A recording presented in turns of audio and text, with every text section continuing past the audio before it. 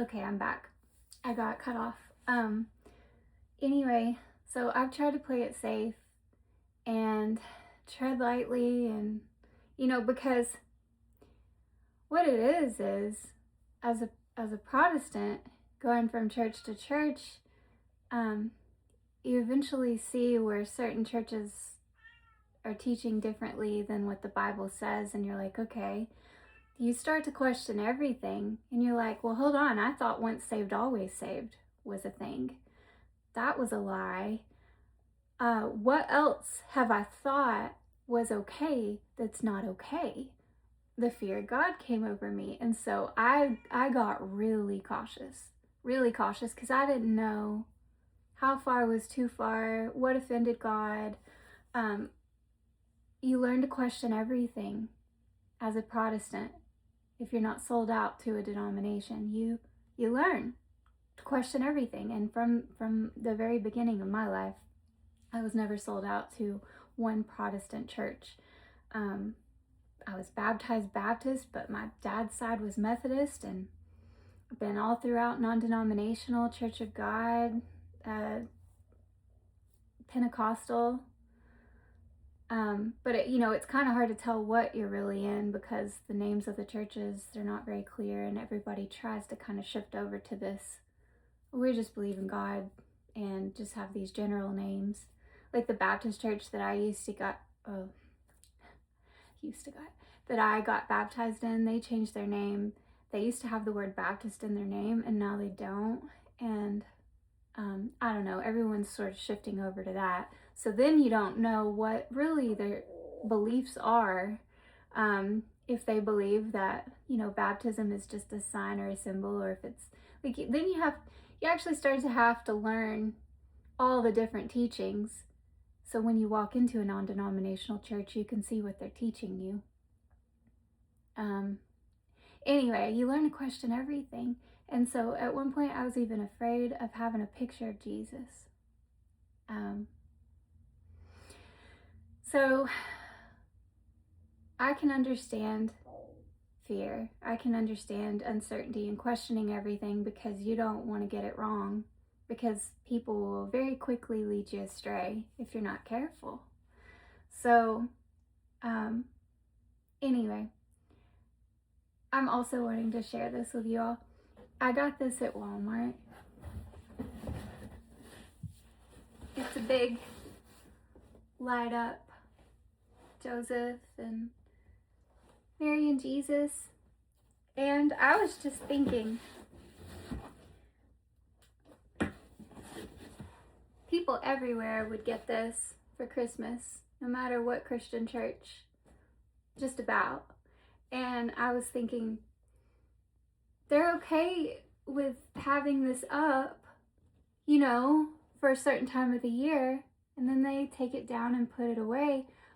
And I was like, but if something like this stays up year round, does it become an idol? And the answer is no. So my church has things sitting around, and Jesus is one thing, Mary's another thing, Joseph is another thing, and I'm just like, Mary holding Jesus, and I'm like, yeah, I was taught that the Catholic Church had idols in it, but as Protestants, we're comfortable with it a certain time of the year. We'll pull our idols out, one time of the year, and then we'll put them away. Or some of us will leave a nativity scene out all year, just sitting on a shelf, just a little simple one, like a solid white one or something, But they don't become idols just because you leave them out all year. And so, man, have I had to come down from the fear, because boy, so much fear is instilled into Protestants of the Catholic Church. I just had to take a time out and say that. I'm already on another video now, so why not? But yeah, I plan on leaving that up in my office year round. I'm not even putting it in my yard, because I think it's going to be really pretty next to my Christmas tree, and then I'll just leave it in my office. So all things that don't have anything to do with our salvation. There's nothing to fear here. There's nothing to see. Yeah. So I do think it's sad, the division that all these things bring. And yeah, I don't know, you all. And I do want to address, since I mentioned Christmas in the last video, I do want to address what my son said that he's going to teach his kids one day. And I don't know if you all remember, but we made a decision together to get rid of the tree a few years ago. And my son had asked me, why do we have a pagan tree? And I was like, what? Years ago. When your son asks you something like that, you can't help but look into it. So, anyway, fast forwarding to this year and learning about how pagans even baptize full immersion. How they even do that. That they do everything. When my son told me that he really misses having a tree for the first time in like 3 years, and he said he really regrets giving the pagans everything. And when he said that, that resonated with me after just learning this year that they even take it so far as to baptize themselves in water for their false gods. And I could sympathize with my son, and I was like, our God made the trees. He did. And so if you feel convicted to not have a tree in your house, I respect that. Don't do it. But I am rebelling against paganism because I'm so sick of it. I'm so sick of, I'm not going to do this because the pagans did it. I'm tired of it. I'm really tired of it. They don't get to claim baptism. They don't get to claim anything. I'm done. And so I feel like I was talking about something else. I'm all over the place because this stuff will eat at you. I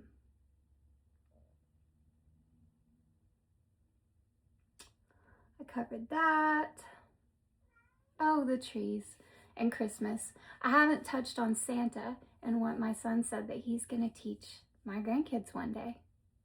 He said that he's going to tell them that the gifts that they get are from him, and he's going to tell them who Saint Nick is, who Saint Nicholas is. Saint Nicholas is a real man. He was a bishop in the 4th century. He was charitable. He gave gifts. It's true. He's not going to teach his son about a Santa, who, by the way, the word Santa means saint.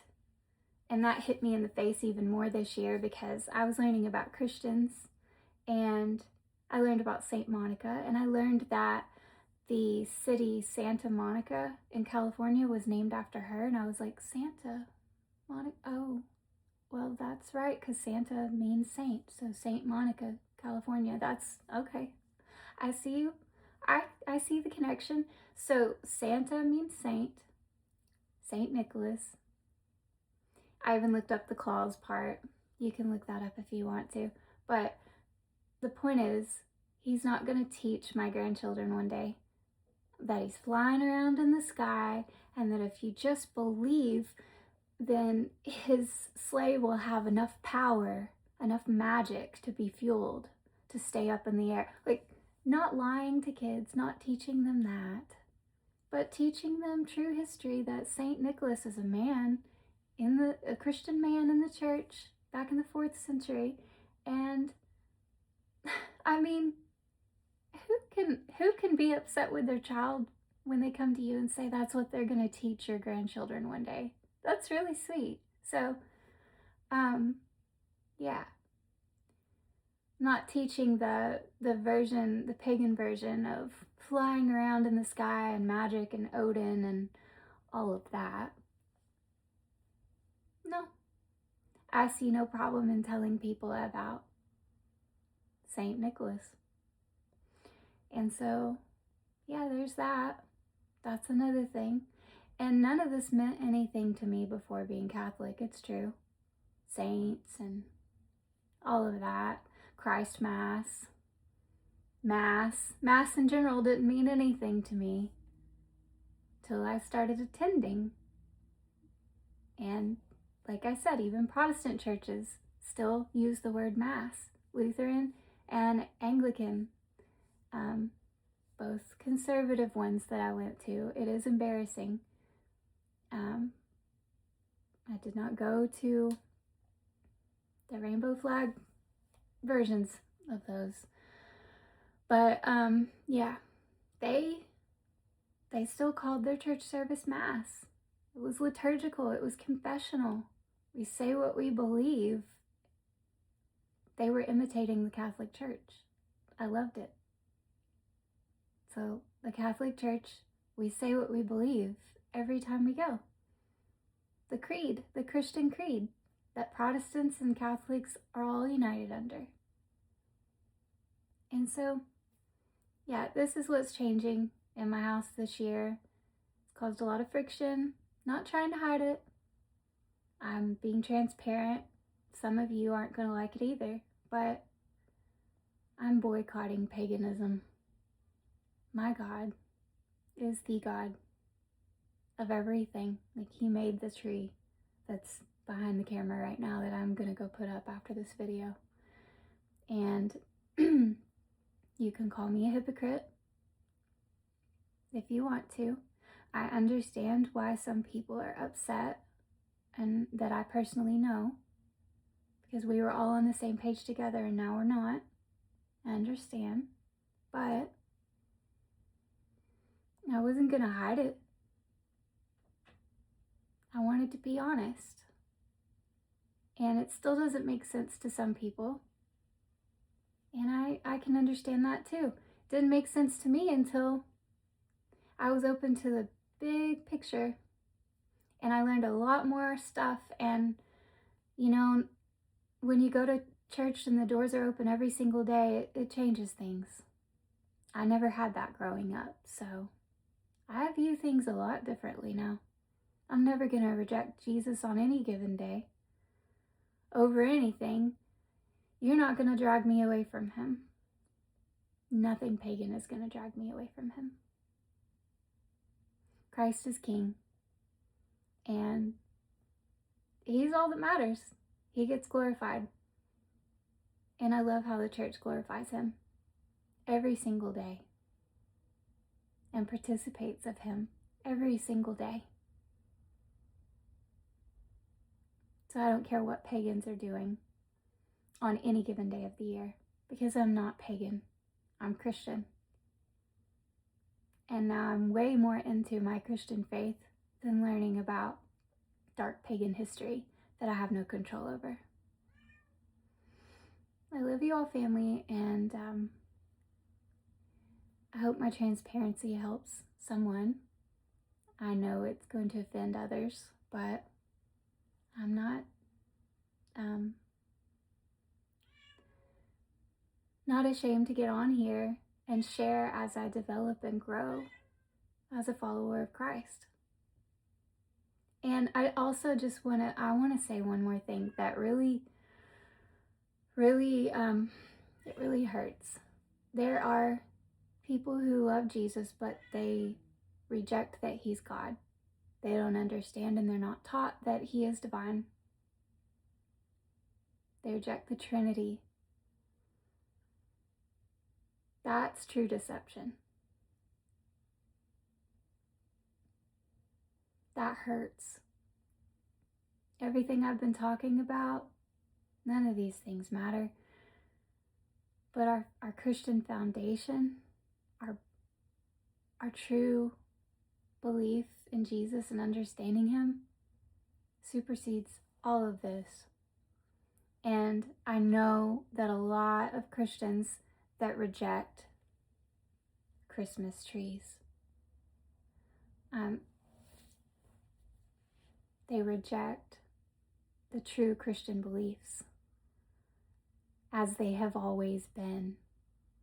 Catholics and Protestants and Orthodox, they all are united in the foundational Christian beliefs, the Apostles' Creed, the Nicene Creed. But there are branches that even though they claim Jesus by their mouth, they're outside of that. That's truly the saddest part. I don't want anything I'm doing to sway people like that from coming to the Catholic Church.